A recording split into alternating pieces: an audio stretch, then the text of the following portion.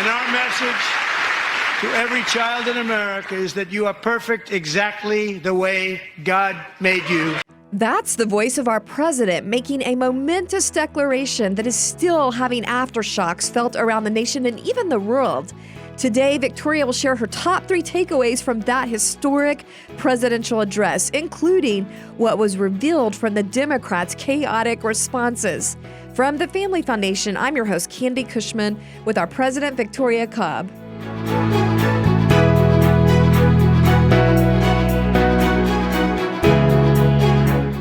Well, welcome everyone. Glad to have you with us for Speak Up Virginia. Well, I know it's been several days since the president made his address, but wow, there are still major aftershocks after that message happening. Yeah, for starters, it was the longest State of the Union we've ever had, so that was interesting. Not surprising. I think President Trump's speeches are typically pretty long, but yeah, well, we will all listen because he's so entertaining and just compelling with what he was sharing. But I did see that former President Clinton, had the record after him for longest. He was kind of entertaining too. I feel like, he could have, I don't remember his State of the Unions, but I am a little surprised that he was long-winded. I don't remember him that way, but it's been a while, to be fair.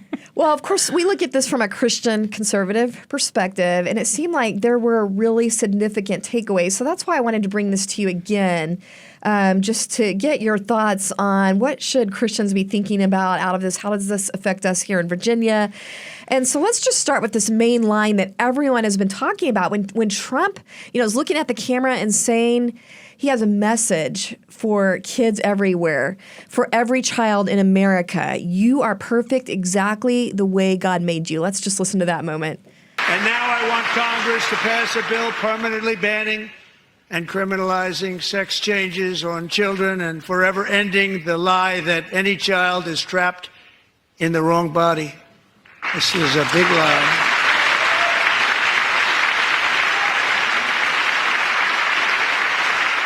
And our message to every child in America is that you are perfect exactly the way God made you.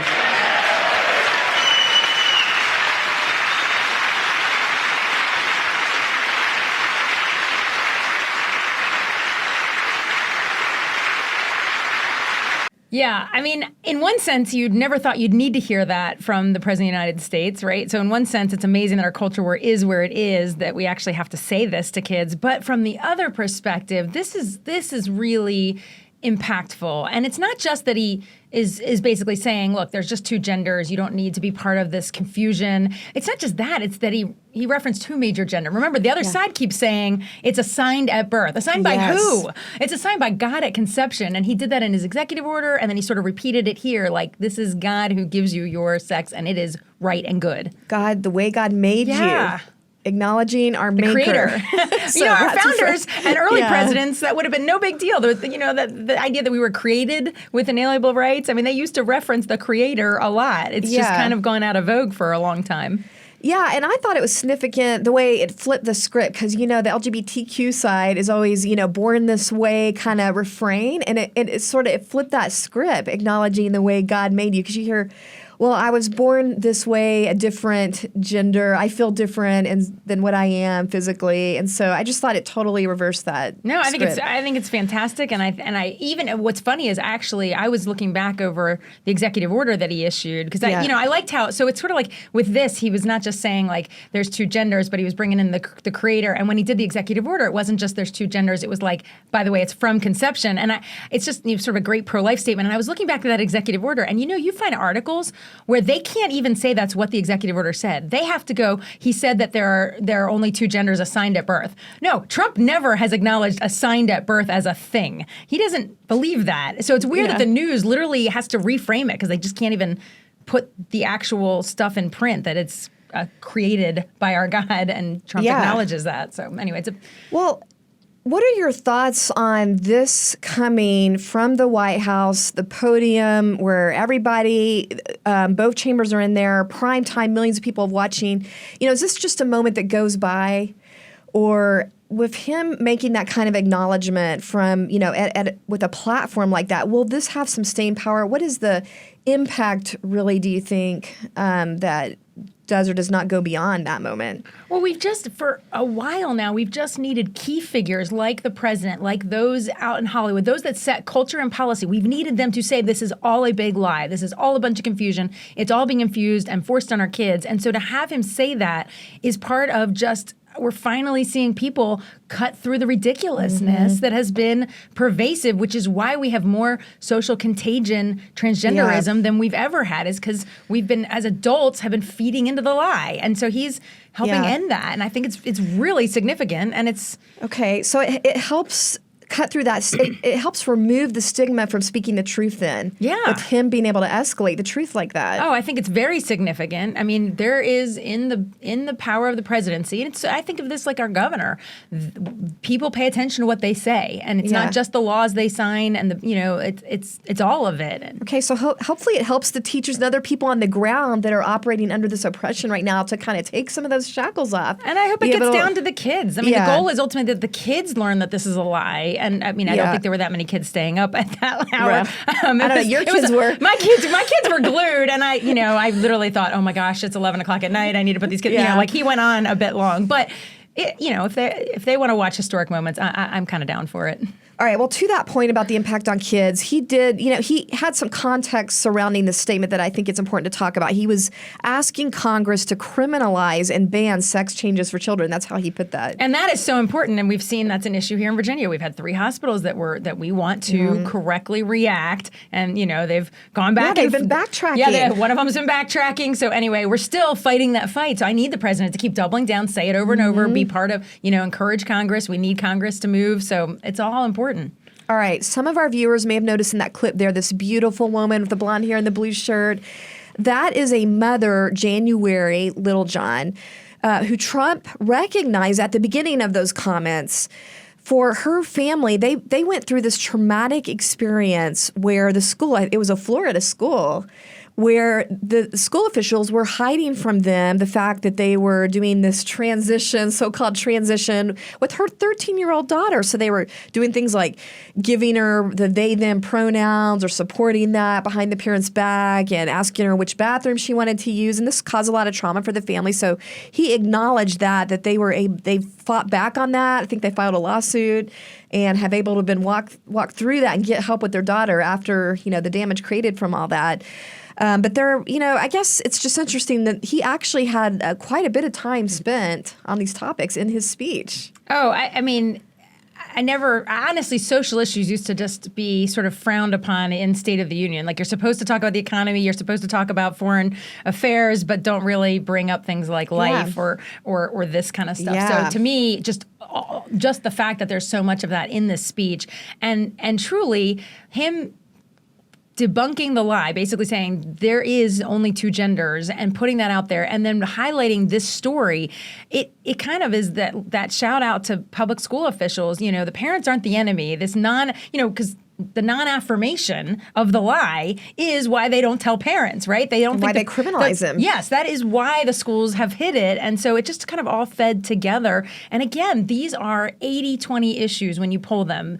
People are not, maybe that's specifically sports, but in general, people aren't all buying into this confusion anymore. And so it's important for us to kind of start putting words around it and putting them in front of the public. Yeah. But it does remind me a lot, the story of this poor woman and this family. It reminds me a lot of the Sage story that we've highlighted a lot here that happened in Virginia, where, again, it was a school helping a child with their confusion without cueing in the parents. Except it went even worse with the harm because she fell into the hands of sex traffickers. Right. So it was very powerful. Just him, he spent more time on these issues than the it felt international. Like it. Maybe I was paying more attention to it, but it felt like it because he also had visiting. Remember, also in the gallery was this girl who had this injury from a sports situation. So you had. Yeah, because he's spending time on these issues and then giving us examples stories, of real Americans world, impacted. Yeah, so this other one you mentioned was Peyton McNabb, the all-star volleyball who basically had her head smashed, her face smashed by this male. I guess he was identifying as transgender, obviously, on the female team, and just spiked this ball. I think we're going to show a clip here while I'm talking of him spiking that ball, so you can see her falling down right there. And I think she has, well, it's not think she does have paralysis. He announced that from the podium from this, with her athletic career ended. Just a heartbreaking story. So let's just hear this clip of President Trump talking about that. Peyton McNabb was an all-star high school athlete, one of the best, preparing for a future in college sports.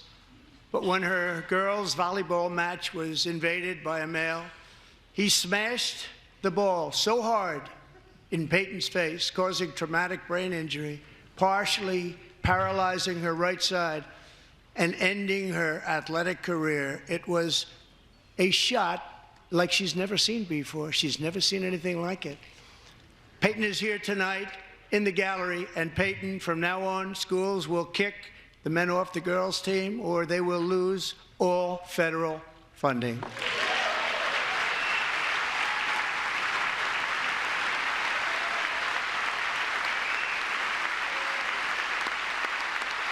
And I'd also mention, I thought it was powerful when he mentioned the cyclist, and the recent record was broken by 5 hours. I mean, to me, that puts such an exclamation point that there's injury and there's also just such a difference physically between men and women when they compete. And I just thought, by telling these stories, it's not just a bunch of statistics. It's not just, I believe this. These are actual incidences that are harming women. And it's incredibly powerful. And you talked the other day, I was listening to you talk about the irony of all the Democrats sitting while he's talking about these women who are victimized in their pink suits. Yeah, I just found it crazy that they're the rebellion color. You know, they've done white, they've done different colors. You know, they all sort of, wear the same thing to make this statement. And they chose pink, which is typically a very feminine color. And I just sort of found it ironic that we don't know what a woman is. We're harming women's sports, but we're all wearing pink like we're a bunch of, really feminine women and that care about women's issues. I mean, this is, we're recording this on International Women's Day or whatever it is, and I sit here and think these people don't actually acknowledge. It's like the push for feminism has gotten so lost, and just even the confusion in that room was obvious. And that would be the second takeaway I would point out is we saw who the real protectors of women are in this. We also saw Riley Gaines in that clip. I think it was in that clip. People she's up in the gallery, so they kept flashing to her. She has absolutely been the leader on this issue. She spoke out sort of first and loudest, and that has really allowed her story to carry, and she's just been sort of the symbolic head of this. So I thought that was just fabulous to keep pushing her forward. Well, Victoria, we've been doing this pastor tour, talking to pastors about how policy issues relate to actual biblical principles. And this one pastor asked a really great question. He asked, what happens if Virginia does not acknowledge, like at the state level and the school board level, these executive orders from Trump trying to protect women? I thought it was a great question. And I would love for our audience to hear the answer that you gave him, if you could. Yeah, I mean, we're going to end up in this interesting situation with litigation because you've got the president's executive orders, and he's saying, I'm going to deny funding either to a hospital that does mutilation or a school that continues down this road around gender. So he says, you're not going to get the federal funds, and a school, for example, it's federal, state, and local funds that make up the collection of what, they use to educate our kids. So a school's going to push back and say, we're going to double down on these terrible ideology, LGBT things. And then you're going to have basically the federal government's going to investigate. We're having some of that, somebody's going to file a claim. The federal government will investigate. So we have that right now with the 5 counties up in Northern Virginia.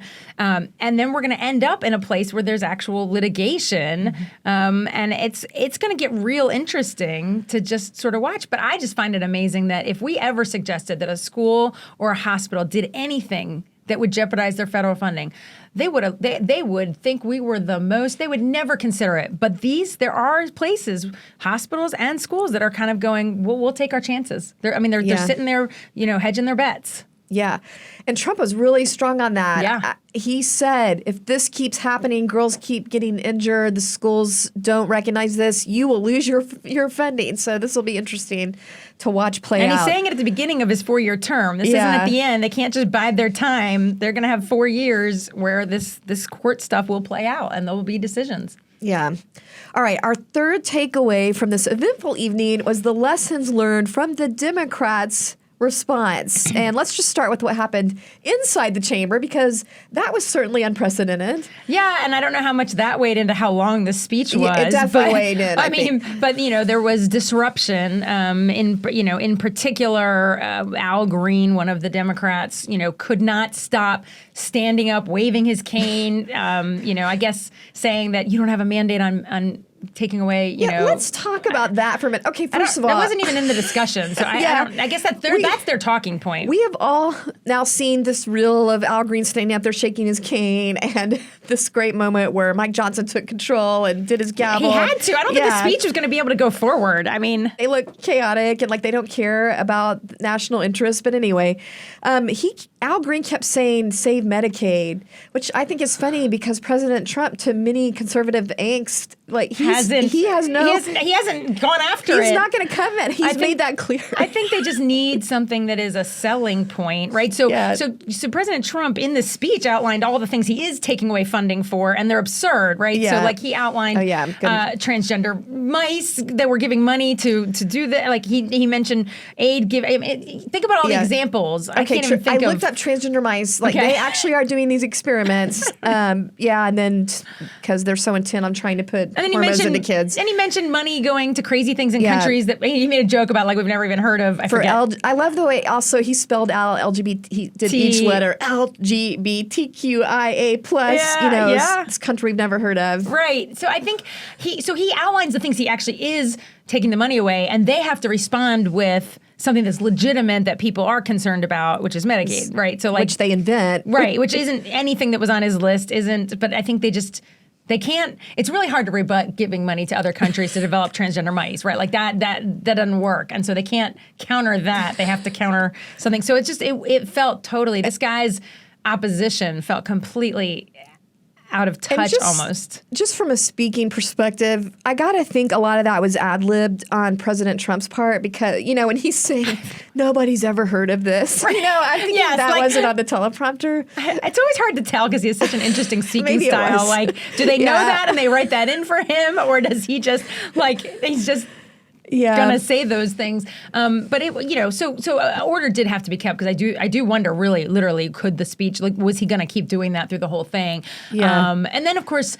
we have to comment on so not only were all these Democrat women wearing the pink, but they were also holding placards. Do we want to talk about I thought those were the craziest things. I saw a lot of people calling them bingo signs, or like you're at a Brazilian steakhouse. Yeah, Brazilian steakhouse is the one I saw. But actually, what I think is these days I would not hold a blank piece of paper. I would not hold any piece of paper or any placard because everything turns into a meme where somebody writes something else on that. So that has turned into. I find it entertaining now today to see all the things people have written on their placards and the pictures that they create. Well, and I mean, it's the way they look too, with the little circles, like little lollipop. Yeah. So, I mean, that was just rich for that. Yeah. It is what it is. I mean, I guess everybody has their way of handling when the opposition party is giving their speech. I think it is important to note that there were people not in the room either. And particularly for Virginians, we had two congressmen that decided to boycott the speech, Representative Conley and Representative Beyer. Both of them said, we're not going to be present. The general line was, we're standing in solidarity of the Northern Virginians that have lost their jobs, the federal workers. Beyer actually, I think it was Beyer that actually said something like, standing there and having to applaud every couple of minutes for things that are lies or that I don't believe in. He said, I'm not going to add much to the event, is how he said it. So this is not the first time people have boycotted a State of the Union. And there have been occasional Republicans that have not gone. I wish that would stop. I feel like all members, regardless of which party is in the White House, ought to be sitting there out of appropriateness. It bothers me this year. It bothered me when Republicans, there was one or two each year of Biden, that would. Yeah. So I don't think that's right. Well, I think it's kind of funny because no one noticed they're in the room, so they have zero impact. Right. It's only if you get the news article. It's only if you get the news article, because it's not like there's an empty seat that they're panning over to. There's the empty seat. It's a packed house, and you can't see half of who the audience is on television. But I'm curious to hear what you think of. Many of these Democrat pundits also seemed, very. They were very in a lot of angst over the disorganized response. And I want to throw out a couple to you that I heard from. So, of course, we heard Stephen Colbert. He was really going after those signs. Like, why don't you do something and not have the little signs? He's getting after them. And then you had Jake Tapper saying they're acting like they don't know what to do as the opposition party. In other words, they don't know what to do, that they're not in control. So what are your thoughts on just that they didn't seem coordinated? Yeah, I don't know what the right way to oppose the opposite party's speeches. I think that's really why the tradition was there's a State of the Union and then there's the opposite party's response speech. That's supposed to be the official response. It's not supposed to be that we all act like children and hold up signs and wave canes and and refuse to clap for some really, so some of the things they didn't support really actually looked terrible on them. And that might have been what some of these pundits were talking about. I mean, you had a little boy with cancer, and they're not responding in sympathy, and Trump kind of made him an honorary Secret Service member, and it was like this beautiful moment. He hugged and it was like they couldn't appreciate this beautiful moment. This one point where they give away that they tell the boy that he's going to get to the college student, he's about to get to go to the academy. It's been his dream his whole life. These were some sweet moments. That honestly, even, the other party looked petty. Even getting the guy that killed all of our warriors. We had a terrorist captured, and there's not. So I think the American people, this just didn't. That's the part where I'm sure the analysts are like, could we not have figured out a better way to not look so petty? Because I would like to think, no matter what party you are, the idea that you can't stand and be appreciative of these specific things. You don't have to applaud when he's given an economic plan you don't agree with, but there's been a lot of commentary on that, but I'm wondering what you think, because it really is hard to understand why they thought that would be a good thing to do, even from a strategy perspective, because they do look un-American. Is this because they're controlled by the radical base? I mean, what is going on? What do you think? I think politics has gotten so off the rails in general, right? We have social media, and the things that get said are so aggressive. The things that get done are so juvenile. I think we've just taken it to this level where people can't even figure out what looks rational and looks irrational. They think we're making this big statement, and then they look absolutely absurd. I think it's just, honestly, I don't know if it's as concocted as they just had a plan that wasn't a good plan, or if it's literally they don't know what to do. They don't know what to do. And I think that is sort of a result of just the level of, because remember, it's sort of like shock value. Like lately it's been whoever can make the most shocking statement or the most aggressive verbal that's kind reaction. Of backfiring. I kind of feel like they're just, that's what all this is. And it's and I think the average American, I don't know, because of course we're in the space of political, it's hard for us to act like we're average Americans. We pay more attention than the average American. But I have to think, most people are looking at this going, even if you don't like President Trump's speech for some reason, which apparently the favorability numbers were very strong. Oh, very high. So most people actually liked his speech. So I would guess that those same people thought their reaction was unnecessarily negative. Because he was bringing up all the 80-20 issues that, Americans are on board with. To me, the big takeaway was, there has been all this oppression, I think, on the average person on these issues that you get labeled a bigot and all these things and cancel culture. And to me, they looked disempowered. The leftists looked weak, and it exposed also kind of the soulless heart behind a lot of what they espouse. I mean, there's a lot of people saying their party is in free fall. Yeah. And they're saying that because of the significant win that President Trump had, which he definitely mentioned at the beginning of the speech. I mean, he did his normal president thing where he likes to make a point that he's there with a mandate. And, but there is some truth to, there's a little bit of a free fall going on in the Democrat Party. And I think not knowing how to react is sort of part of this. What are we supposed to do? And then, of course, I think the response to the State of the Union was also a reaction. They're trying to figure out what do we do now, and that response is part of that. I guess my response is we've been so intimidated for so long to speak truth, and you look at these people that are leading on the intimidation, and they are completely, they're exposed for how weak it really is. I guess is what I'm trying to say, and then I just want to mention Trump. owning them not standing and stuff, the way he owned that. I think that's really important because you don't see everything from the television either. You know, when you're watching this, you don't get to see the whole gallery. You don't get to see every moment where somebody's sitting and standing or whatever. But President Trump basically said, I could say anything up here.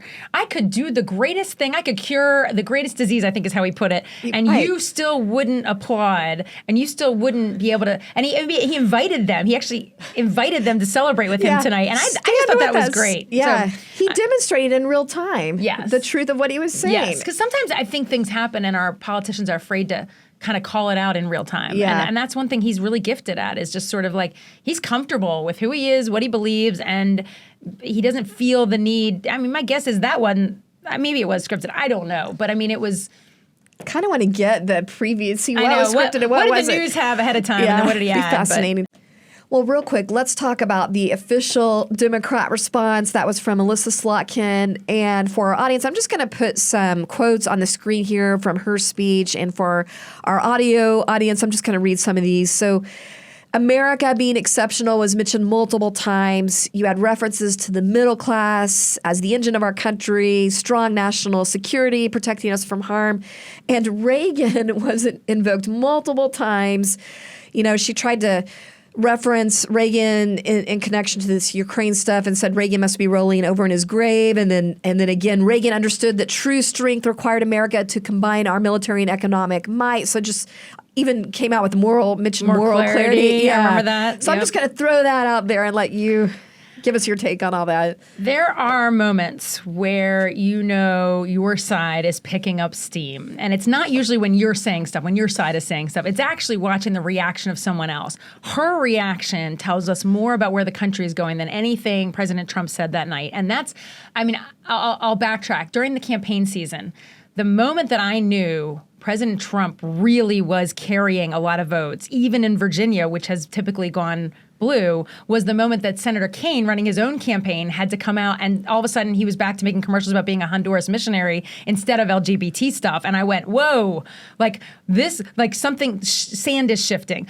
This Democrat response, sand is shifting. They have not, I mean, Reagan is not typically invoked by a Democrat as any kind of positive figure, although he was extremely popular and made the move. I mean, you talk to so many conservatives today, what made them conservative was that they were around during this wave of what Reagan did. So listening to that, she actually said, I'm speaking from this area in Michigan where they elected me and President Trump. And there are places like that around the country. Well, there's a lot of places around the country like that. And so they know they have to figure out how their message is going to bridge that voter that voted for President Trump and voted for that Congresswoman. They have to figure that out. And so to me, this was so compelling. And I hate this, but you rarely hear Democrats talking about how exceptional our nation is. No, They're usually talking about all of its warts. And we know America has warts. And you're saying that in a kind way. Yes. I mean, you never hear them talking. The idea that they're back to saying we're exceptional. Yeah. We are exceptional. Doesn't mean that we're perfect, but we are exceptional. The values we have built this nation on are values that have made us stand differently in the world than so many other countries. And so to me, they have to figure out how to get that voter back. She needs that voter back. And they lost it at the national presidential election level. And so they're changing their tone. I don't know that it will work. We've also seen, and maybe we'll talk about this another day on a podcast, but when you have Gavin Newsom backtracking on Save Girls Sports on a podcast, there's something going on where they are truly having to come to reckoning with their extreme positions. And so they're rolling things back. And this response was very indicative of a party that is lost, wandering, and trying to figure out how do we get some of these voters back. Yeah.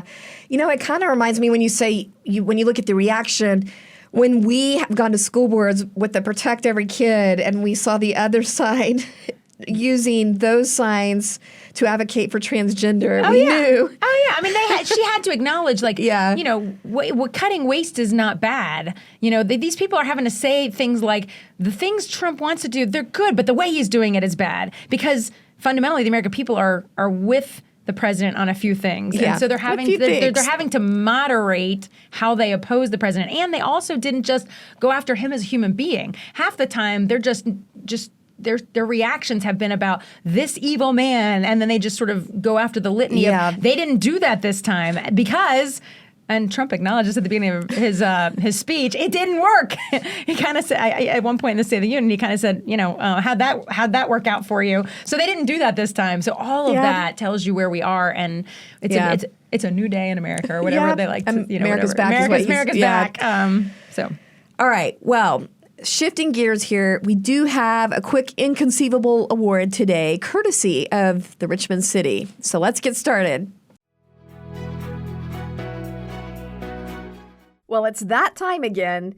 Time for our Inconceivable Moments Award. This is where we're featuring examples of the absolute lunacy and craziness that happens when cultural leaders try to give guidance completely apart from biblical principles. And we're calling this the Liberals' Most Inconceivable Moments Award. Inconceivable! All right, there have been some really bizarre posts coming from the city of Richmond's social pages. Is all I can say. What's going on, Victoria? Well, I mean, a lot of things are going on. We got a new mayor. We got a new president. They don't agree, clearly. But basically, the city of Richmond puts out this 5-page post talking about, and we'll just put it on the screen here for people. I mean, at least the first page of it, about how difficult these last few weeks, months, whatever it is, I guess they say months, have been for our transgender community. But it just goes on and on and people need to understand, we can only put one page up here, but literally you have to sit there and hit click like 6 times to read this post. Correct. And it doesn't reference anything specifically that is affecting them in the city, which also would make a little more sense. I mean, I assume it's directed at the EOs that the president is ordering regarding there's only male and female, and that's all we're going to recognize at the federal level. I guess so. I mean, I presume that's what it's about. Yeah, just to kind of go over what it's saying here for people that are not looking at us on YouTube. So it says, we know the last couple of months have been extremely difficult for the LGBTQ plus community. And then it goes on and it talks about just how people are afraid. This is their words. People are afraid, confused, and anxious as federal, state, and local actions, and then they talk about we've got to mobilize and push back on these harmful policies. And it's not that we don't know people out there do have angst, but it's just so histrionic, the statement. This could have been said in a paragraph, but instead it's said, and it goes on and on and on and on and on. And then I think most significantly, it goes all the way to where it shows every logo of every LGBT group trans group. I mean, it's just, and then literally gets to a clickable link to donate to these groups and says you can donate to these groups. Like, what can you do? The big reaction to Trump EOs ought to be donating to all these groups. When does the city government put forward a bunch of interest groups and say, go donate here off of our website or our social media posts? It's not that we have a problem with what they choose to put on their social pages. It's the emphasis, the skewed, what they are putting their attention on when we've had these water problems, right? Well, that's the issue. That's exactly the issue. One of the local news networks asked for an interview about this. And the point I was trying to make is, the city of Richmond is not exactly known for efficiency and effectiveness and doing the job that citizens want water. And you wouldn't think that's so hard in this is not a third world country. It took way too long. There's still all these problems. They actually also don't want lost money, which they've had issues with, literally audits that come out and they can't find the money. And they want safe streets. We don't even have our safety. The stats are actually on the decline on murders and all the other things. That's what we want out of city government, but we're worried about making sure we have 5 pages of dribble about this nebulous support thing, and here's the donate page. I am really enjoying Victoria's passion on this issue, because we get impacted by what's happening in Richmond being located here. Well, and it reminds me of just the city is always doing their pet projects. It goes back to the Planned Parenthood building they're trying to give for $10. Yeah. Whichever liberal cause, we're busy supporting all that stuff. We're not educating our kids. We're not getting safe streets, but we're doing all the things the left wing wants us to do. And this is a new mayor. I was hoping for maybe a little less of that, when we... Can you please care about the average citizen? And to that point, it's about to get better, right? I can't... Well, I wanted to just quickly say, I can't help think about their phrasing. People are afraid, confused, and anxious. And I'm thinking about the news that's been all over the place with this little girl in Arlington that just tries to change out of her swimsuit and has to stand there and look at a fully naked sex offender. I think those little girls would be anxious and afraid. So I'm looking at them saying we need to mobilize to remove harmful policies. It's actually harmful policies that are making these girls vulnerable, not only in Arlington, but also we have talked to parents in these surrounding Richmond areas that are encountering this kind of thing. So I just want to throw that out there, that if we're going to talk about mobilizing against harmful policies, I'd like to give my action that can we report these government agencies and schools that are making girls vulnerable, can we report them for our action to the Department of Education? I think that would be legitimate. But I think we have to talk about the other post that came out of their office. We can't ignore, there's not just this one. There's another one. I actually saw this post at 11:30 at night on my feed and sent it to you guys. Yes. I would have never known. I saw people commenting, is this a joke? No, it is real. We're going to put this one up? Yeah, we're putting this one up. Richmond City announced that there was a day off to recognize International Women's Day. I haven't even heard of this. What are we supposed to do on International Women's Day? I don't know, but I've never heard of something closing down because of International Women's Day. That is literally, and we're talking, we had the whole Biden administration. If it was going to be like a federal holiday, I would have thought they would make it a federal holiday, but the banks were still open last year.